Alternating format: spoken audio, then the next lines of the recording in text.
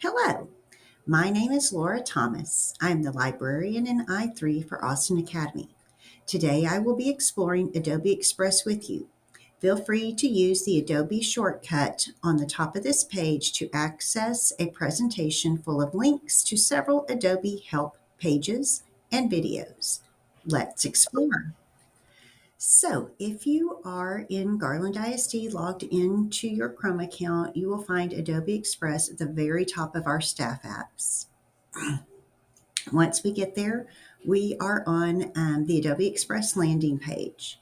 We start off with one of their bigger products here, which is creating images using AI.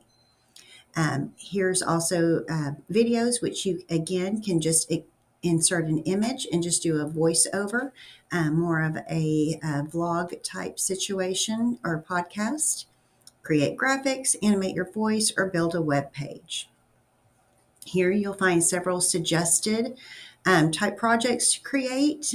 Class projects is going to narrow it down a little bit more. A lot of these may be things that you want to create and then share out as templates to your students to have them then customize to the exact assignment. You've got some educator essentials, some learning aids, flashcards, graphic organizers, but you'll also find a lot of those just a little bit further down here in this Getting Started with K-12 Templates assignments for personal use. In any of these, you can click in. I like the way that they have it divided up, so I am not stuck looking through a lot of content that doesn't relate to me. It's broken up by kind of grade level. You've got your K2, your 3-5, your middle school and high school. Now, you will find that some of these products seem a little bit too advanced or too low within there, but they kind of know that you've got a variety of students that you're reaching. And so what may be appropriate for one middle school may be too high or too low for another middle school. But not lots of templates. I've gone in through the social studies here. You've got a newspaper. Again, this is something that while it already contains some content, you could share out to your students to customize. This could be a great way for them to show their learning, or they could just come into Adobe Express because our students also have this in student apps. It's the first thing in student apps, and they could come in and select one of these templates to be able to show their learning. We do want to start getting away from using Canva as much and start directing them here. This protects student privacy, and with some of the new laws that are coming into effect to protect our students' privacy and their data, we need to make sure that we are using tools that will honor that. Back to the homepage.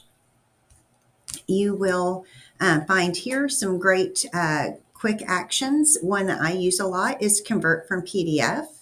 I also use quite a bit this resize image. This can be very helpful if you have originally created an image that is a different shape than what you are now needing. You can resize that. You'll still have your original, but you can resize that and save it as a new size. So that tool can be very useful. Further down, there are some of those kind of quick actions again. You've got video and presentations. You've got a lot of templates for that, class projects. Some of those, like this newspaper you saw, within those broken down by subject. Again, these are things that you can share the template and be able to push it out. This is kind of a fun one. What you do to use this one, I'm just going to show you really quick, is you're going to put the exact phrase that you're wanting in here. I'll just go ahead and put library, and then I will put in books. And then when I generate it, it's going to have the library. Well, it's not made by into books. Again, I can customize this. And now I have the word library made out of books. So this one can be a fun one. Obviously, might have to chop this down a little bit to make those letters big enough for a bulletin board, but that one can be a lot of fun. You're always going to, when you generate anything through their AI tool, they will give you 4 options originally. and then you can continue to generate more. Always clicking on here to get back to the home options.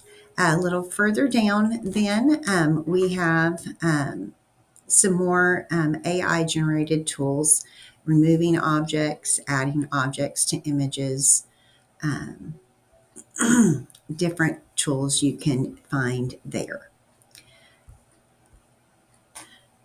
All of your projects are easily saved, and you're going to see the latest ones you've created right down here.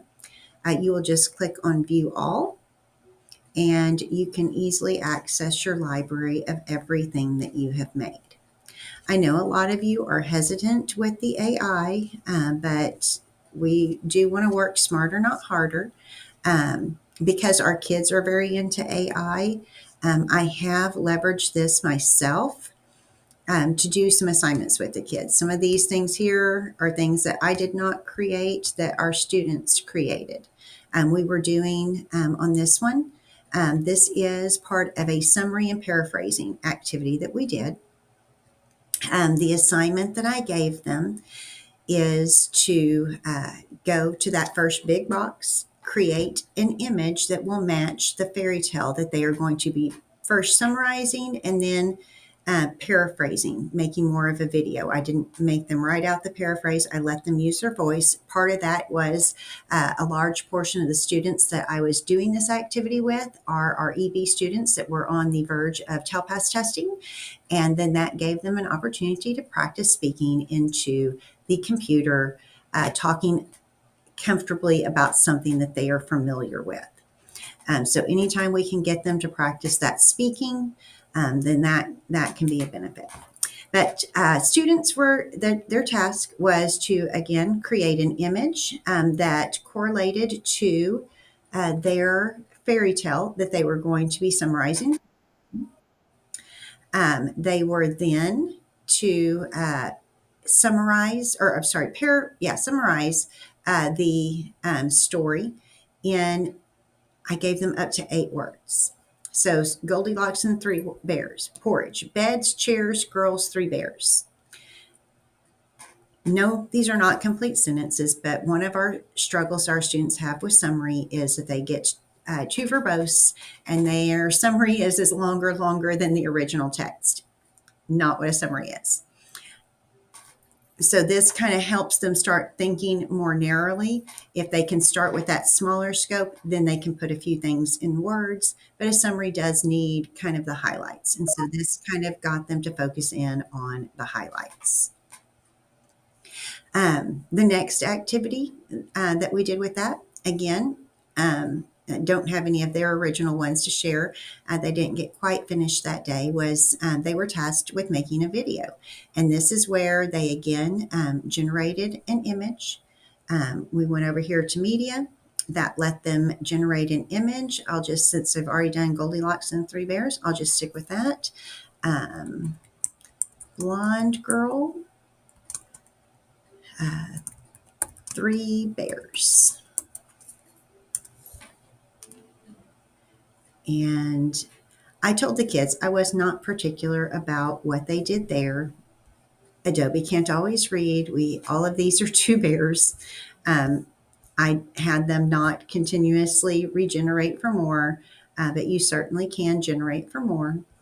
All of them, when you're inserting, are going to be smaller than what you wanted. Just drag it, make it the size you want. For creating this speaking activity, after they have the image there, they click Add Audio. The first time that students do that, it will make them then approve the mic. They will have some, I can go ahead and click it. I don't have to actually record. Add Audio. First time again, it's going to ask them to give the mic permission and then record voiceover. It will give them a countdown, and then they can start paraphrasing or retelling. Those are sisters. We usually use the term paraphrasing when we're speaking of nonfiction text, and retelling when we are speaking of fictional text. But our students are, this was for 6th graders, they're moving in from that retelling into more informational text where they're having to paraphrase for the purposes of research. And so this was just an opportunity to get them thinking about that. So I hope you will find this helpful. I hope this is something that you will use with your students. Y'all have a great day and reach out to me if you need help with anything.